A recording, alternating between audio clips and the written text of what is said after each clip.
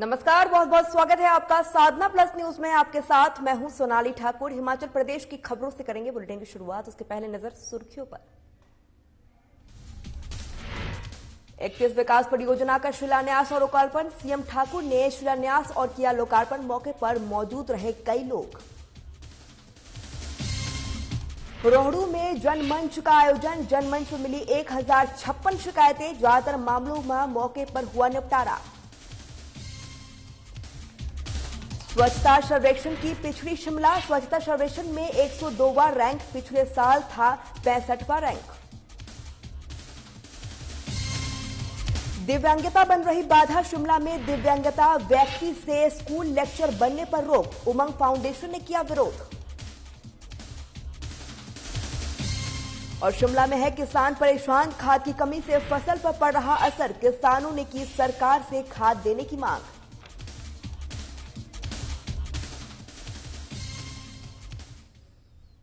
चलिए बुलेटिन शुरुआत करते हैं। मुख्यमंत्री जयराम ठाकुर ने किन्नौर जिला के अपने 1 दिवसीय प्रवास के दौरान रिंकापीओ में 77 करोड़ रुपए की लागत में 31 विकास परियोजनाओं का शिलान्यास और लोकार्पण किया है। इसके बाद 5 दिवसीय जनजातीय नृत्य और आपको बता दें कि क्रॉप्स मेले का शुभारंभ मौजूद लोगों को सीएम ठाकुर ने संबोधित करते हुए कहा है कि प्रदेश सरकार इस साल पूर्ण राजस्व और स्वर्णिम जयंती वर्ष के रूप में मना रही है।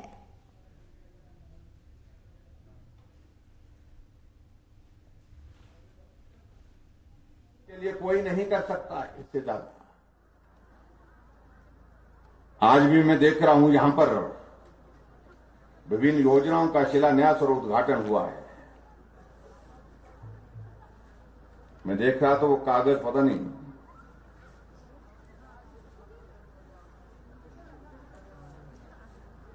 कुल मिलाकर के आपके इस विधानसभा क्षेत्र में आज 8 उद्घाटन हुए और 23 शिलान्यास के कार्यक्रम हुए हैं। अगर इन सबको मिलाकर के अगर जोड़ किया तो लगभग ये आंकड़ा जो है 80 करोड़ रुपए के लगभग बनता है, जो ये दीवार पर टंगी हुई पट्टिकाएं आप देखिए।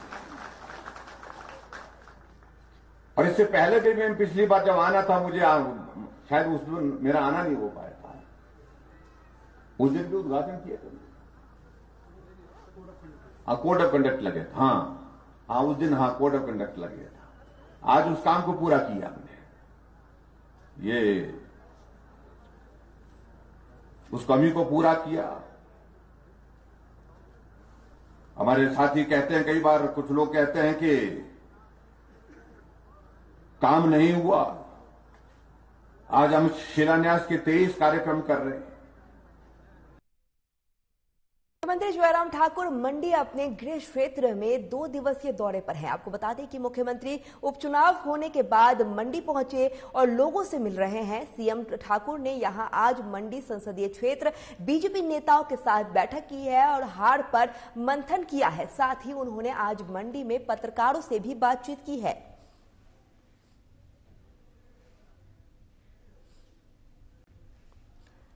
और आपको बता दें कि मुख्यमंत्री जयराम ठाकुर मंडी पहुंचे हैं और इस दौरान मुख्यमंत्री जयराम ठाकुर का ये 2 दिवसीय दौरा है। साथ ही ये गृह क्षेत्र है मुख्यमंत्री जयराम ठाकुर का।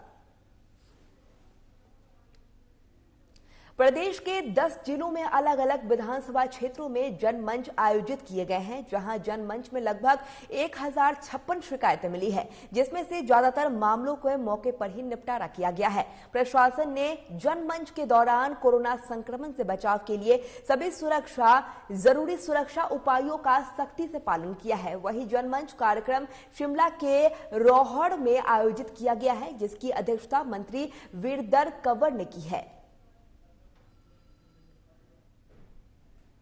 पहली बार जो है वो जनमंच का आयोजन हुआ है। लोगों में बहुत उत्साह था।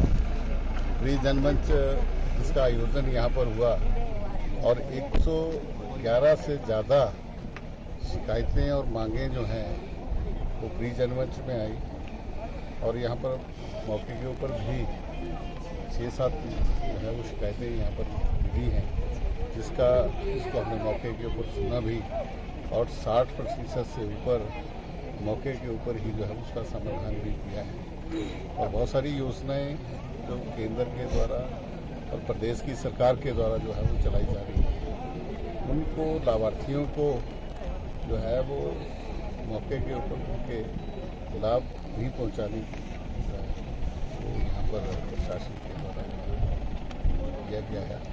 और साथ में इन अधिकारियों से कहा है कि वो ढील मूल रवैया ना अपनाते, इसको गंभीरता से ले, अन्यथा ना ले, और एक सेवा भावना के साथ जो हमें समय मिला है जीवन में काम करने का, उस काम को जो है पहाड़ों की रानी शिमला में स्वच्छता रैंकिंग में बड़ा झटका लगा है। केंद्रीय स्तर पर हुए स्वच्छता सर्वेक्षण 2021 की सूची जारी की गई है। स्वच्छता सर्वेक्षण 2021 में शिमला शहर की रैंकिंग इस बार गिर गई है।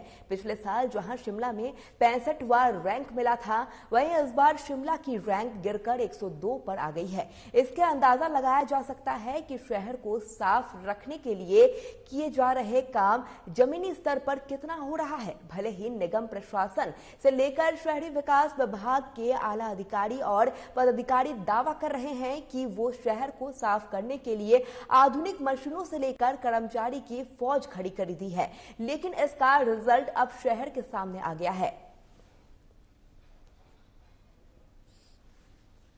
आज रिजल्ट्स आउट हुए हैं। पिछले साल जो है शिमला जोन वाइज में 65th नंबर पे था और नेशनल वाइज में शिमला का रैंक 91 था।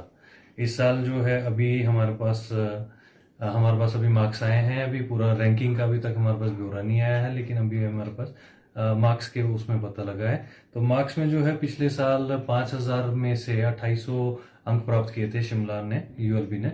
और इस बार का जो सर्वेक्षण था, इस बार का सर्वेक्षण 6000 पॉइंट्स का था, जो इन्होंने 3 कैटेगरीज में बांटा था। पहली कैटेगरी जो थी आपकी सर्विस लेवल प्रोग्रेस था, उसमें जो 2400 नंबर का वो था, और 2400 नंबर में से शिमला ने 1623 अंक इसमें प्राप्त किए हैं। और इसमें हमारी नेशनल एवरेज जो है वो 913 है इस बार। और सेकंड जो कैटेगरी थी वो थी सर्टिफिकेशन की। तो जैसे पिछली बार हमने ओडीएफ प्लस प्लस प्लस के लिए किया था और हमारे को उसकी 5 स्टार रैंकिंग भी मिल गई थी। और इस बार हमारे को जो एक और जो ऐड हुआ है वो है कि शिमला को first time garbage free city का 1 स्टार भी मिला है इस बार। स्वच्छता सर्वेक्षण 2021 में हिमाचल प्रदेश की राजधानी शिमला में रैंकिंग 65वें स्थान से लुढ़कर 102वें पायदान पर पहुंच गई है। नगर निगम शिमला के पूर्व महापौर टिकेंद्र पंवर ने इस रैंकिंग पर सवाल खड़े किए हैं। उन्होंने इस रैंकिंग को भी फ्रॉड बताया है। वहीं उन्होंने बीजेपी शासित नगर निगम को इसके लिए जिम्मेदार ठहराया है। उन्होंने सफाई व्यवस्था के अलावा अन्य क्षेत्रों में भी पिछड़ने की बात कही है। उन्होंने आरोप लगाए हैं कि नगर निगम शहर के लोगों को बिजली, कूड़े, पानी जैसी मूलभूत सुविधाएं देने में भी असफल रही है।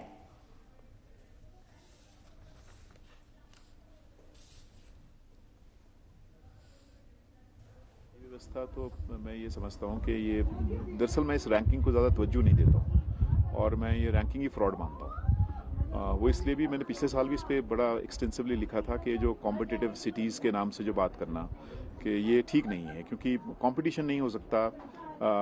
जिस तरह से ये शहरों को सिर्फ उसकी डेमोग्राफी के हिसाब से, मतलब पॉपुलेशन के हिसाब से चुन रहे हैं, वो सही नहीं है। लेकिन ये सब कहने के बावजूद भी अगर आप देखेंगे तो शिमला में डिटोरेशन तो डेफिनेटली हुआ। आप ये नहीं कह सकते कि क्योंकि ये जो रैंकिंग का सिस्टम फ्रॉड था इसलिए यहाँ कोई मतलब गिरावट नहीं हुई। गिरावट बहुत ज़्यादा हुई है। और गिरावट मुझे जो ज़्यादा लगती है वो ये है कि जो म्युनिसिपल कॉरपोरेशन है, जो इलेक्टेड बॉडी है, उसकी ओनरशिप शहर को लेकर, कि वो शहर की उनकी जिम्मेवारी है, उससे उनकी जो ओनरशिप है वो बहुत ज़्यादा कम हो गई है। और वो हमें दिखता ही है कि मतलब जैसे शहर को मतलब ये समझना कि अपना शहर है और इसके लिए जो कार्य करना है, और वो हमें लगता है कि बहुत ही मतलब गिरावट हुई है उसमें।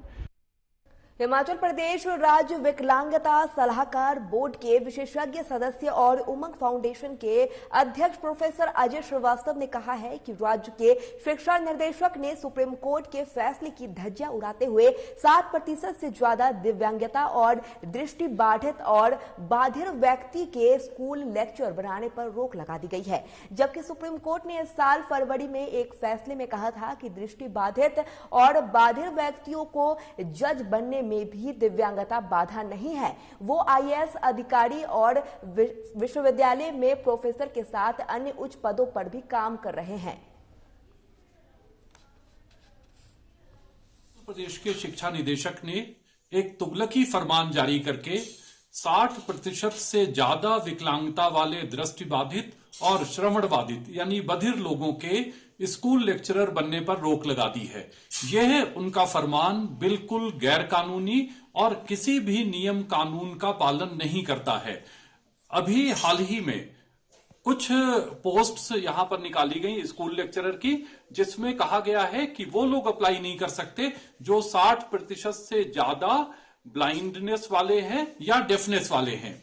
जबकि सुप्रीम कोर्ट ने इस वर्ष फरवरी में एक फैसले में कहा था कि जो डिस्ट्रिक्ट कोर्ट्स हैं उसमें जज की पोस्ट पर भी दिव्यांग लोग, चाहे वो किसी भी श्रेणी के हो, 40% से 100% तक की श्रेणी के, वो लोग जज बन सकते हैं। और सुप्रीम कोर्ट ने यह भी कहा था कि जो लोग सिलेक्ट होते हैं उनको इस प्रकार के सहायक यंत्र, उपकरण और वातावरण दिया जाना चाहिए ताकि उनकी क्षमताओं का पूरा उपयोग हो सके।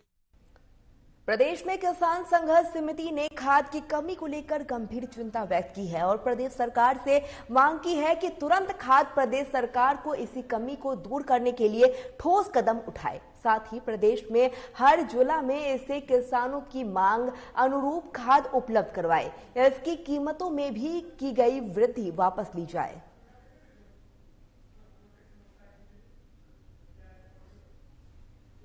ये जो प्रदेश के अंदर खाद की कमी चल रही है, इसको लेकर जो है चिंता जाहिर करती है और प्रदेश सरकार से मांग करती है कि तुरंत जो है किसानों को खाद जो है उपलब्ध करवाई जाए, क्योंकि प्रदेश का किसान आज जो है गेहूं की बुआई और इसके अतिरिक्त जो सेब है, आलू है, उसके लिए जो है वो आगामी सीजन के लिए जो है वो तैयारी करता है। और आज पूरे प्रदेश के अंदर जो है खाद की बड़ी किल्लत चल रही है और विशेष रूप में जो इफ्को की खाद है, जो एनपीके जिसमें 12-32-16 और 15-15-15 है, वो कहीं भी प्रदेश के किसी भी डिपो के अंदर जो है उपलब्ध नहीं। अगर कहीं छोटी मोटी मात्रा में जो है सरकार उपलब्ध करवाती है तो वो जो है मात्र जो है 10-20 किसानों तक जो है पहुंच रही है। इसलिए सरकार जो है तुरंत खाद जो है उपलब्ध करवाए।